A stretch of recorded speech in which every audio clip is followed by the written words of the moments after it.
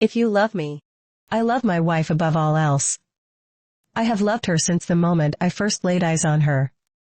I would do anything for her, and that has never changed after all these years. We first met in college. We were both theater majors, and it was day one of acting one class that our eyes met for the first time. She had chocolate brown eyes that were complemented by her dark brown curls. We stared at each other constantly that first day, and when we were partnered together, we knew that it was fate. "My name is Margaret," she said to as soon as I walked up to her after class. I took her by hand and kissed it. "Henry," I responded. She then took one of my long dreadlocks and wrapped it around her finger, staring me in the eyes and biting her lip. It was an amazing meeting, with an even better ending later that night. The following night, we went on our first date, a theater production of Sueño. We held each other's hand through the entire performance, and afterward, I walked her to her dormitory. Every day after that was like a love story. We went through good times and bad times. We broke up and got back together. Through it all, one thing never changed for me: I loved her and would do anything for her.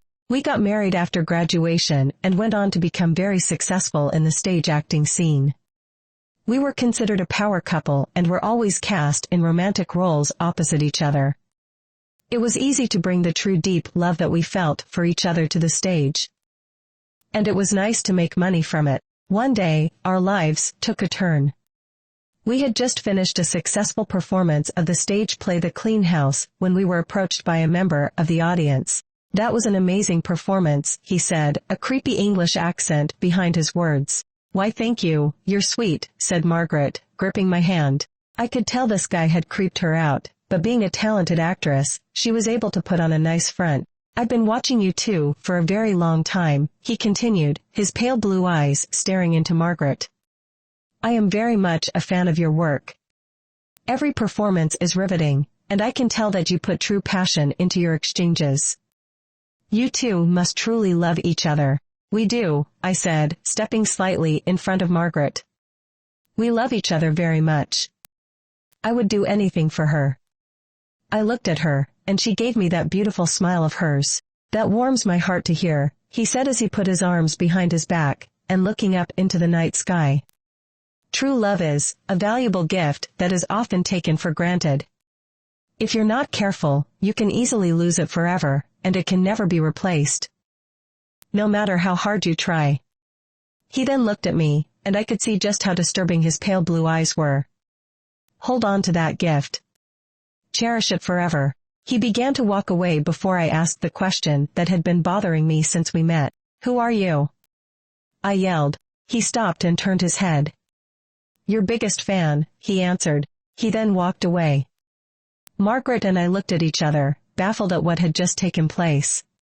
Later that night, we were sitting on our couch watching a movie when suddenly there was a knock at the door. "Wonder who that could be," said Margaret as she got up to see who it was. She looked at the peephole and froze in place before taking a single step back and opening the door. Standing just outside the door was the same man we had talked to earlier that night. He stood there with his arms behind him, his pale blue eyes shining like the moon. "Honey?" I said, standing up from the couch to join Margaret at the door. "Please, come in," Margaret said to the man, to my shock. "What are you doing?" I yelled, running to get to the door. The man stepped inside before I got there, and began to stroke her face. When I finally got to them, I threw my fist and connected with his face, knocking him back outside. I quickly slammed the door and locked it. I turned to Margaret, who was in some sort of a trance. I tried to snap her out of it. "Margaret!" I yelled, shaking her. "Margaret! Wake up!" There was nothing I could do to get her to respond.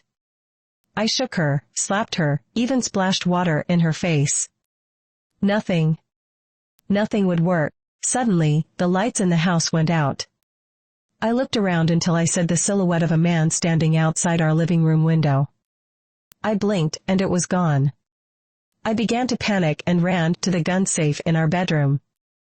Despite being theater nerds, we were very well trained in self-defense and firearms. We could each hold our own if our lives were in danger, and if there was ever a time to put that training to use, it was now. When I got back to the living room, I immediately raised my weapon. There stood the strange man, holding Margaret by the face. "Let go of her, motherfucker!" I yelled, aiming for his head. He looked at me, and the only thing I could see in the darkness was glowing red eyes. He then turned his head to Margaret and I fired, hitting him directly in the head.